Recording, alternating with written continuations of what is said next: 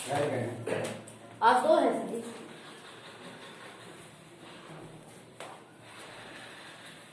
Hello students, how are you?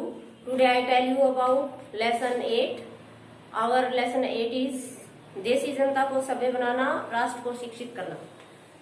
तो अब तक आप जान चुके हैं कि भारत में ब्रिटिश शासन के कारण यहाँ के राजाओं, नवाबों और किसानों, मजदूरों और आदिवासियों पर क्या प्रभाव पड़े। अब हम इस अध्याय में ये देखेंगे कि ब्रिटिश शासन के दौरान यहाँ के विद्यार्थियों पर क्या असर पड़े। अंग्रेज भारत में भूमि पर कब्जा और व्यापार पर नियंत्रण के अलावा यहाँ के समाज को अपनी सभ्यता के अनुरूप डालना चाहते थे। वे समझते थे कि भारत के असभ्य और देशी समाज को सभ्य बनाना और यहाँ के रीति रिवाजों, परंपराओं व मूल्य मान्यताओं को बदलना जरूरी है। भारतीयों को शिक्षित, सभ्य और अच्छी प्रजा बनाने के लिए क्या किया जाए और इस पर अंग्रेजों में कई दशकों तक बहस छिड़ी रही। अब है प्राच्यवादी की परंपरा। सन 1783 ईस्वी में एक अंग्रेज भाषाविद और कानून के माहिर विलियम जोन्स को ईस्ट इंडिया कंपनी ने कोलकाता में स्थापित सुप्रीम कोर्ट में जूनियर जज के पद पर तैनात किया था। जोन्स को ग्रीक, लैटिन, फ्रेंच और अंग्रेजी भाषा में महारत हासिल थी। वह अरबी और फारसी भी सीख चुका था। कलकत्ते में उसे संस्कृत विद्वानों के साथ संस्कृत व्याकरण और काव्यों की बारीकी का अध्ययन किया।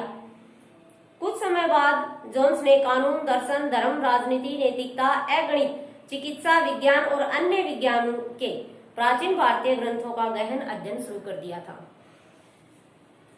जोन्स और कोलब्रुक दोनों ही मानते थे कि प्राचीन काल में भारतीय सभ्यता का वैभव अपने शिखर पर था, लेकिन बाद में उसका पतन होने लगा। जोन्स और कोलब्रुक भारतीय सभ्यता के प्रति खासा आदर भाव रखते थे। उनका मानना था कि प्राचीन भारतीय पवित्र और कानूनी ग्रंथों को खोजना और समझना बहुत जरूरी था। उनकी राय में भारतीयों के असली विचारों और कानूनों के इन्हीं ग्रंथों के जरिए समझा जा सकता है। इन प्रयासों और विचारों को प्रभावित कंपनी के अनेक अधिकारी पश्चिमी ज्ञान के स्थान पर भारतीय ज्ञान को प्रोत्साहित देने की वकालत करने लगे। इस बात को मद्देनजर रखते अंग्रेजों ने कोलकाता में 1781 ईस्वी में अरबी, फारसी और इस्लामिक कानून के अध्ययन को प्रोत्साहन देने के लिए एक मदरसा खोला। 1791 ईस्वी में बनारस में प्राचीन संस्कृति ग्रंथों की शिक्षा देने के लिए हिंदू कॉलेज स्थापित किए, लेकिन कंपनी के कई अफसर इन प्राच्यवादियों के कठोर आलोचक भी थे। 1830 ईस्वी के दशक के आसपास प्राच्यवादियों के सबसे मुखर आलोचक थॉमस बेबिंगटन मैकाले भारत को एक असभ्य देश मानता था। उसे सभ्यता का पाठ सिखाना जरूरी था, जिसे मैकाले के अनुसार पूर्वी ज्ञान कहीं से भी इंग्लैंड के प्रगति की बराबरी नहीं कर सकता था। उनका मानना था कि यूरोप के किसी अच्छे पुस्तकालय के महज का एक खजाना ही भारत और अरब के पूर्व साहित्य के बराबर है। वह भारत में प्राच्यवादियों के अनुसार शिक्षा पर पैसे बर्बाद करने के सख्त खिलाफ था। अब है व्यवसाय के लिए शिक्षा।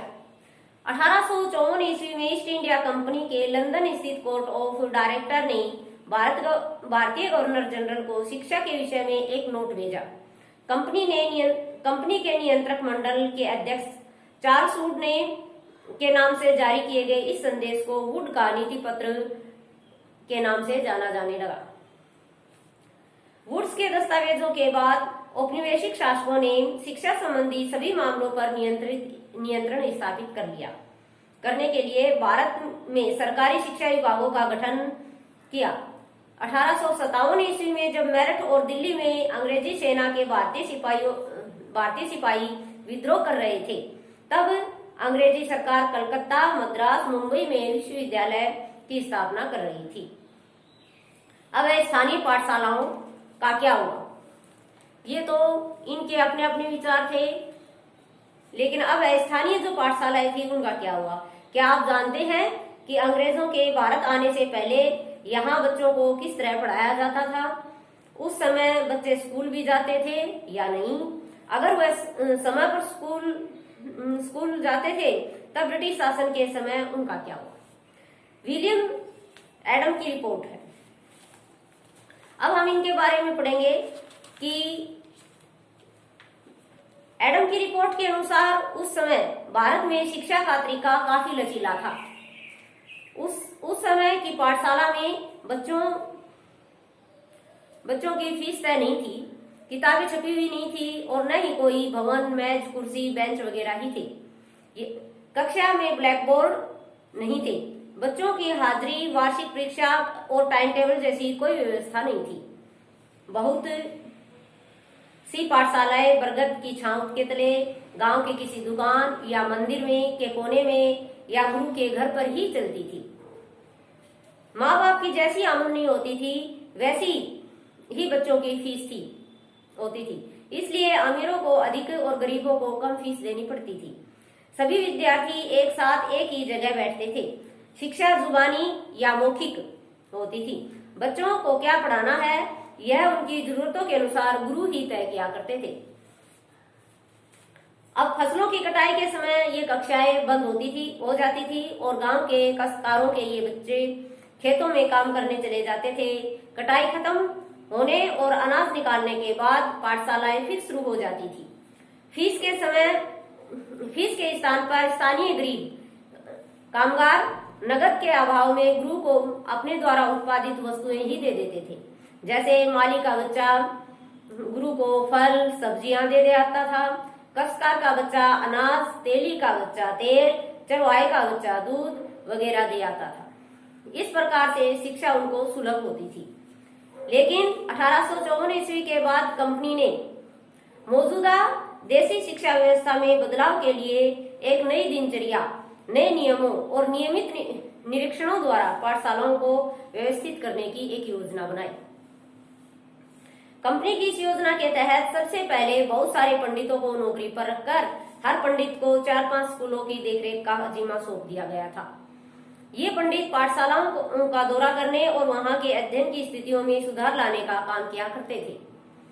हर गुरु को समय समय पर स्कूल की रिपोर्ट भेजनी होती थी और कक्षाओं को नियमित टाइम टेबल के अनुसार पढ़ाना होता था। अब पढ़ाई पाठ्य पुस्तकों की होती थी और बच्चों को सालाना परीक्षाएं देनी होती थी। बच्चों को नियमित फीस देने, कक्षा में रोज आने, तय स्थान पर बैठने और अनुशासन का पालन करने को कहा गया। इस प्रकार नए नियमों पर चलने वाली पाठशालाओं को अंग्रेजी सरकार की मदद मिलने लगी। नए नियमों और दिनचर्याओं का एक बुरा नतीजा भी हुआ। पुरानी व्यवस्थाओं में गरीब किसानों और मजदूरों के बच्चे पाठशाला में जा सकते थे, लेकिन अब अनुशासन की सख्ती से लागू होने के कारण फसल कटाई के मौसम में भी उन्हें स्कूल आना जरूरी था। इसका मतलब यह हुआ कि यदि कोई बच्चा कटाई के मौसम में खेतों में काम करने जाए और स्कूल न जाए तो वह अनुशासनहीनता है और वह बच्चा पढ़ना नहीं चाहता। राष्ट्रीय शिक्षा की कार्यसूची। 19वीं सदी के शुरू से ही अनेक भारतीय विचारक शिक्षा के व्यापक प्रसार पर जोर देने लगे। यूरोप के बदलावों से प्रभावित कुछ लोगों का मानना था कि पश्चिमी शिक्षा भारत को आधुनिक बना सकती है, लेकिन महात्मा गांधी और रविंद्रनाथ टैगोर सहित अनेक राष्ट्रवादियों ने भारत में पश्चिमी शिक्षा का विरोध किया। अंग्रेजी शिक्षा ने अब महात्मा गांधी जी ने कहा कि अंग्रेजी शिक्षा ने हमें गुलाम बना दिया है। तो किस तरह से गुलाम बनाया? गांधी जी के अनुसार औपनिवेशिक शिक्षा से भारतीयों के मन में हीन भावना पैदा हो रही थी। उनके प्रभाव से लोग पश्चिमी सभ्यता को श्रेष्ठ मानने लगे और अपनी संस्कृति के प्रति उनके मन में गौरव की अनुभूति नष्ट हो गई। गांधी जी कहते थे कि यह शिक्षा विषैली और पापपूर्ण है। उसने भारत के लोगों को गुलाम बना दिया है। अंग्रेजी पक्के तौर पर समझते थे कि भारत के लोगों को केवल भारतीय भाषाओं में शिक्षित किया जा सकता है। उनका मानना था कि अंग्रेजी शिक्षा भारतीयों को अपंग बनाकर उन्हें अपने समाज से काट रही है और वे अपने ही देश में अजनबी बन गए हैं।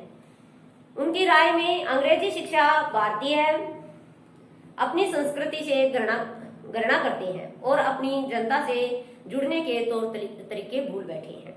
गांधी जी की राय में केवल साक्षर बनना यानी कि पढ़ना लिखना सीख लेना ही शिक्षा नहीं है। शिक्षा से आदमी का दिमाग और उनकी आत्मा विकसित होनी चाहिए। शिक्षित होने के लिए लोगों को हाथ से काम करना, हुनर सीखना और यह जानना जरूरी कि तरह तरह की वस्तुएं किस तरह काम करती हैं। इसी से उनका मन और समझने की शक्ति विकसित होगी। अब है टैगोर जी का शांति निकेतन। क्या आपने शांति निकेतन के बारे में सुना है? आप जानते हैं कि इसकी स्थापना किसने और क्यों की? अब रविंद्रनाथ टैगोर ने यह स्थापना 1901 ईस्वी में शुरू की। टैगोर जब बच्चे थे तो स्कूल जाने में बहुत चिढ़ते थे। वहां उनका दम घुटता था। उन्हें स्कूल का माहौल दमनकारी लगता था। टैगोर जी को ऐसा लगता था मानो स्कूल कोई जेल हो, क्योंकि वहां बच्चे मनचाहा कभी नहीं कर पाते थे। जब दूसरे बच्चे शिक्षक को सुन रहे होते थे तो टैगोर जी का दिमाग कहीं और भटक रहा होता था। रविन्द्रनाथ टैगोर जी बचपन में कोलकाता के अपने स्कूल जीवन के कटु अनुभवों को भूल नहीं पाए थे। टैगोर जी मानते थे कि सृजनात्मक शिक्षा केवल प्रकृति की गोद में ही प्रोत्साहित की जा सकती है। इसलिए उन्होंने अपने सपनों को स्कूल शांति निकेतन कलकत्ता से 100 किलोमीटर दूर एक ग्रामीण परिवेश में खोला। उन्हें लगता था कि यहाँ प्रकृति के साथ रहते हुए बच्चे अपनी स्वाभाविक सृजनात्मक को उभार कर विकसित कर सकते हैं। लेकिन टैगोर जी शिक्षा के कई मामलों में गांधी जी से एक राय होने के बावजूद कुछ बातों उनमें से भिन्न थी। कुछ बातें समान थी लेकिन कुछ बातें उनकी राय से अलग थी। गांधी जी पश्चिमी सभ्यता और मशीनों व प्रौद्योगिक पूजा करने के सख्त खिलाफ थे। वहीं टैगोर जी पश्चिमी सभ्यता की अच्छी बातों को भारतीय परंपरा के श्रेष्ठ तत्वों से मिलाना चाहते थे। इसलिए उन्होंने शांति निकेतन में कला, संगीत, नृत्य के साथ विज्ञान और प्रौद्योगिक शिक्षा पर भी ध्यान दिया। इस प्रकार से राष्ट्रीय शिक्षा पर यह बहस आजादी मिलने के बाद भी चलती रही। अब इसमें देखिए कि हमारे लेसन की समरी थी कि इसमें शिक्षा के प्राचीन काल के बारे में और उसके बाद में टैगोर जी के और गांधी जी के विचार शिक्षा के बारे में क्या थे। गांधी जी क्या सोचते थे कि अंग्रेजी शिक्षा ने मानव को गुलाम बना दिया है। वो अलग शिक्षा भारत में चाहते थे जिससे मानव का मस्तिष्क विकसित हो, ऐसी शिक्षा विकसित करना चाहते थे। तो इसमें कुछ शिक्षा के बारे में बताया है। लेकिन अगला हमारा जो है इसमें क्वेश्चन नंबर 1 देखिए, मैच विलियम जोन्स। अब विलियम जोन्स कौन थे? तो हम मैच इट में करेंगे। विलियम जोन्स प्राचीन संस्कृतियों का सम्मान करते थे। तो इससे मैच करेंगे नंबर 2 पर जो है विलियम जोन्स प्राचीन संस्कृतियों का सम्मान। नेक्स्ट था रविंद्रनाथ टैगोर की शिक्षा प्राकृतिक परिवेश में शिक्षा। इससे मैच करेंगे रविंद्रनाथ टैगोर प्राकृतिक परिवेश में शिक्षा। नेक्स्ट है टॉमस मैकाले क्या करते थे? अंग्रेजी शिक्षा को प्रोत्साहन देना चाहते थे। तो पहले से मैच करेंगे अंग्रेजी शिक्षा को प्रोत्साहन। अगला है गांधी जी अंग्रेजी शिक्षा के विरुद्ध थे। गांधी जी का मैच करेंगे अंग्रेजी शिक्षा के विरुद्ध। अब पाठशालाओं को मैच गुरु से करेंगे। पाठशालाओं में गुरु होते। तो ये थे हमारे मैच। इसके आगे देखिए आप कुछ सही और गलत बताने हैं। तो जेम्स मिल प्राच्यवादी के घोर आलोचक थे। तो इसमें हम सही लगाएंगे क्योंकि जेम्स मिल प्राच्यवादियों के घोर आलोचक थे।